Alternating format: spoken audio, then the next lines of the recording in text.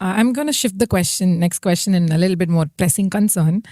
In October 2023, Bihar's landmark caste survey revealed that OBCs and EBCs form roughly 63% of the state's population, reigniting calls to increase OBC quotas beyond the traditional 50% cap.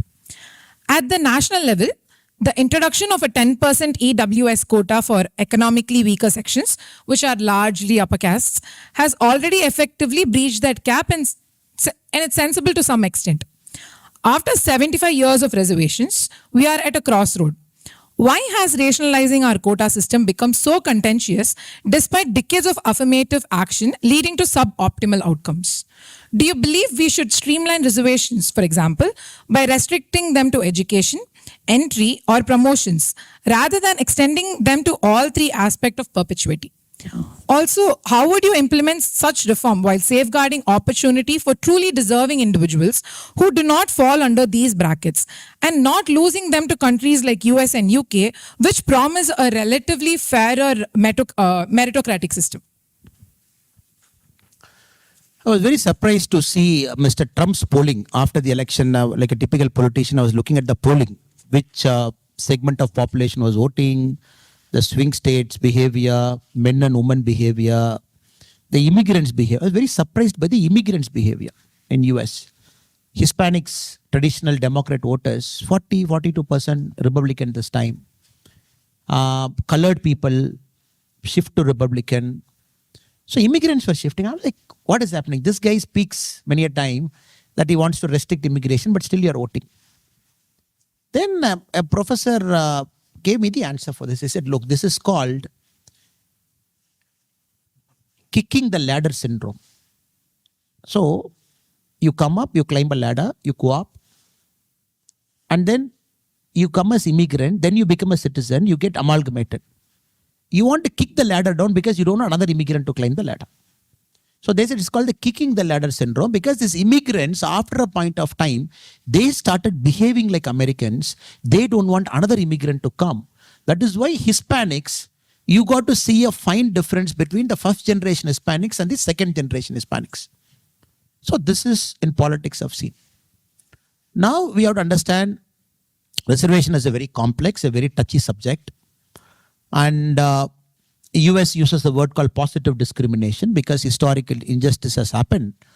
And now the Supreme Court has struck down reservation. As we speak now in US, the positive discrimination is not there. The Harvard case you must have seen last year in Supreme Court. When a student took Harvard to Supreme Court and the state got represented by the US government, the argument is, what is affirmative action? Because of this affirmative action, who got benefited? Have you done a study whether this affirmative action is achieving the cause and objective of what you want to do? I encourage students here to read the judgment, Harvard University and in the Supreme Court.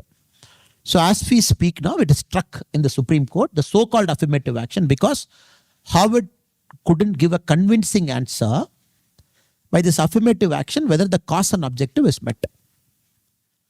Now, shifting to India.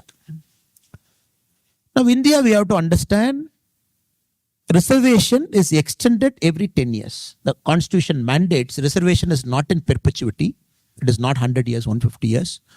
Every 10 years, we keep extending reservation for another 10 years. Then every 10 years, we have to study whether the cause and objective is met. Then if it is not met, Parliament has to extend by 10 years. We are doing it from 1950, 50 to 60, 60 to 70. We just extended to 2030. Now you have to keep this in context to understand. States like Tamilnadu, which has got 69% reservation, which is protected in the 9th schedule, meaning the court can't touch. The 9th schedule of constitution is something the court doesn't have any mandate to check it open. Now, Karnataka, as we speak, Telangana, as we speak, Bihar. So they all have done their caste census, internal economic census.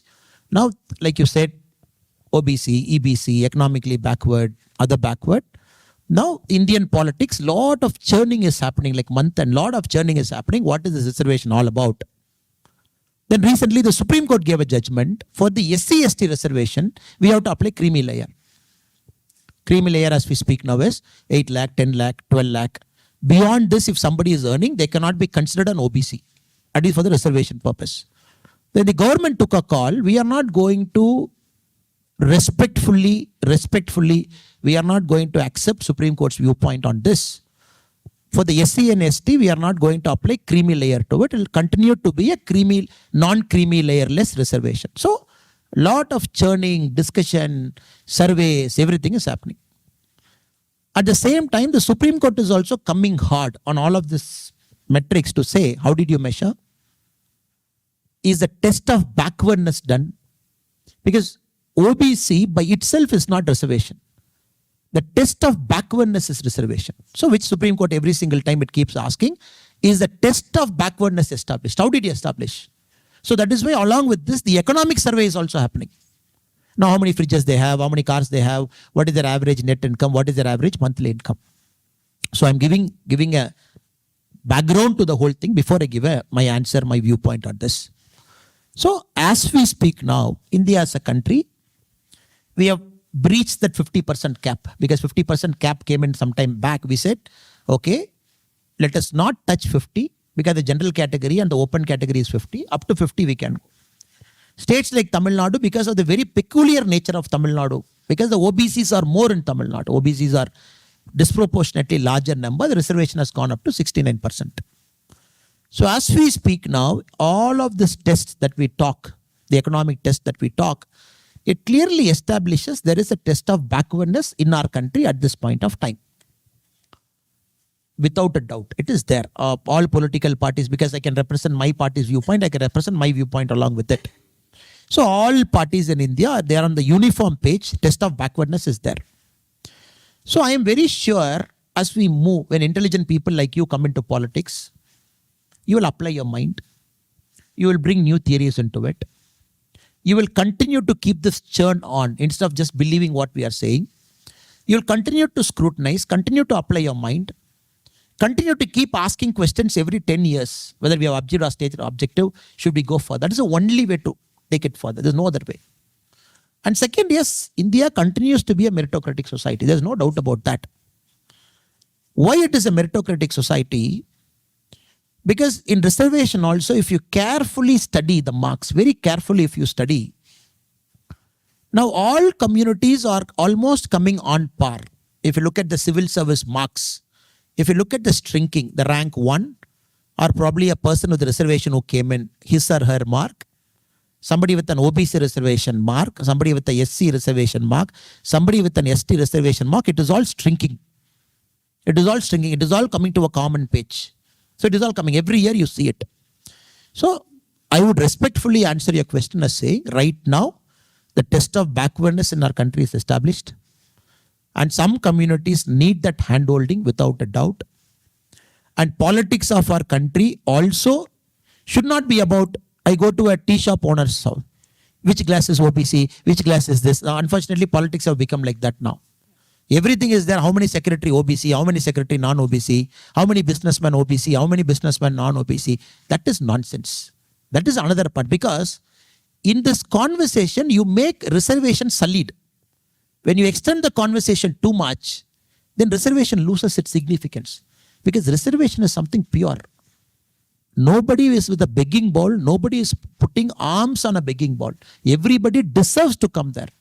Just because a community is historically disadvantaged, they need that handholding there.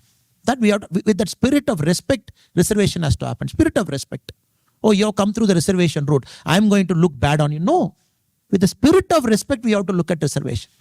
When we stretch the reservation topic too much, businessman OBC, he OBC, they OBC, he SC, he ST, what happened? The whole thing loses its relevance.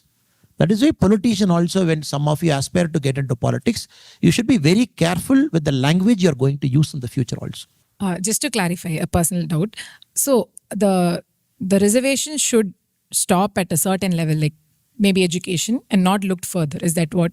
Okay. Now, in our country, the mandate that we have is reservation at the entry level, reservation at the promotion level. Okay, the reservation is applied at multiple levels. In our country, we don't have reservation at the promotion level.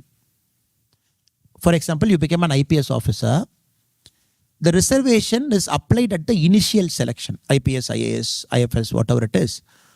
Then in the promotion, there's no reservation. You all get into a rank, 1, 2, 3, 4, 5, 6, 7, 8, 9, 10. And then by rank wise, people get promotion based on the seniority. It is not there. But there are certain jobs. For example, I go to a naval lignite corporation. In the overall job, you maintain a certain quality at every single level. There it might play a part. So reservation in our country is at the entry level only. We don't apply reservation at the promotion level. So entry level, it is there. Now the key question to ask, which the courts and politics have to resolve in the near future is, how much reservation to one family? One family can take multiple reservations. I don't know. That's a question for courts, politics, voters, everybody to decide. Because courts can't decide on their own. Courts have to apply the test of constitution and decide. And anything in our country, the voters have to vote. End of the day, you and me can sit and talk in a mic. But it is 90 crore people who have to come up in an EVM machine. They have to say, I like this, I don't like this. So that also we have to wait. So that is for the future. And creamy layer, non-creamy layer, OBC, SC, ST. So let us wait. Politics is evolving. Things are evolving with a lot of patience, with respect, with the due process of constitution. Let us allow things to evolve on its own.